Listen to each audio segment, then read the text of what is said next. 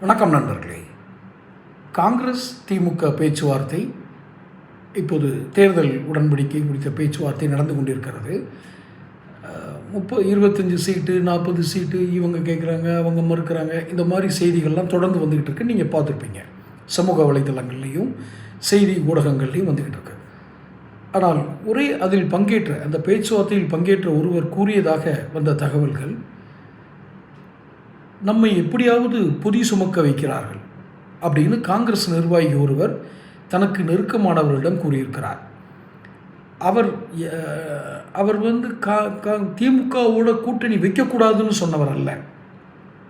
திமுகவோடு ஏதாவது ஒரு உடன்படிக்கை ஏற்பட்டு ஒரு பெரிய கட்சி தான், அதில் மாற்று கருத்து இல்லை. வாக்கு வங்கிகளை அதிகமாக தக்க வைத்திருக்கிற கட்சி தான். ஆனால் அவர்கள் சிங்கங்களை கழுதைகளாக மாற்றி பொதி சுமக்க வைக்கிறார்கள். இதற்கு நாம் உடன்பட வேண்டுமா?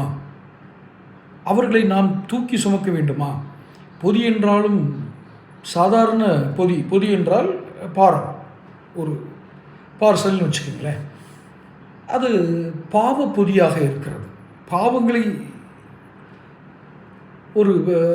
ஒரு பொட்டலமாக கட்டி அந்த பாவ பொட்டலங்களை நம்மளை சுமக்க வைக்கிறார்கள். யாரை? கழுதைகளை அல்ல, சிங்கங்களை. ஸோ இந்த சிங்கங்களை கழுதைகளாக மாற்றும் ஒரு உத்தியை அவர்கள் கையாளுகிறார்கள் என்றால் அதை நாமும் ஏற்றுக்கொண்டு அவர்கள் பின்னால் அந்த பாவப்பொதிகளை சுமந்து கொண்டு செல்ல வேண்டுமா? இதற்கு ஏன் உடன்பட வேண்டும்? ஆட்சி அதிகாரத்தில் பங்கு என்பதை விட்டால்தான் பேச்சு என்று அவர்கள் திமிராக சொல்கிறார்கள். நாமும் வாழையாட்டி கொண்டு பின்னால் செல்ல வேண்டும் என்றால் இது என்ன மானம் மரியாதை, என்ன தன்மானம்? இதற்கு பிறகும் நாம் உடன்பாடு ஏற்பட்டு ஒரு கூட்டணி அமைத்தால் கூட காங்கிரஸ் தொண்டர்கள் எப்படி வேலை செய்வார்கள்? நம்மளை எப்படியெல்லாம் அவமானப்படுத்தி இருக்கிறார்கள் என்று ஒரு குரல் அந்த கூட்டத்தில் பங்கேற்ற ஒரு காங்கிரஸ் நிர்வாகியினுடைய குரலாக அவருக்கு தெரிந்தவர்கள் மூலம் தகவல்களாக பரவிக்கொண்டிருக்கிறது. இது ஏதோ அந்த கூட்டணியின் மீது நாம் பிளவு ஏற்படுத்த வேண்டும் என்பதற்காக பரப்பப்பட்ட கருத்துரை அல்ல. இது உண்மையும் கூட. நன்றாக சிந்தித்து பாருங்கள். அந்த கட்சி, காங்கிரஸ் கட்சி 100 வருஷம் இருந்துச்சோ, 200 வருஷம் இருந்துச்சோ, 1000 வருஷம் இருந்துச்சோ, அதெல்லாம் வேற. தன்னை நாடி வருகிறார்கள் என்ற ஒரே காரணத்திற்காக அவர்களை அவமானப்படுத்துவது என்பதுதான் திமுகவின் மிகவும் தரந்தாழ்ந்த குணம்.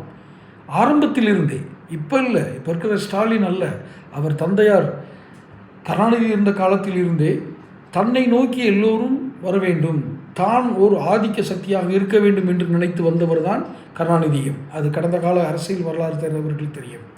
தொடர்ந்து அதே பாணியில் திமுக பயணிப்பது அழிவை நோக்கி செல்வதற்கு சமம். தொடர்ந்து பேசுவோம். சேனல் சப்ஸ்கிரைப் பண்ணிக்கங்க.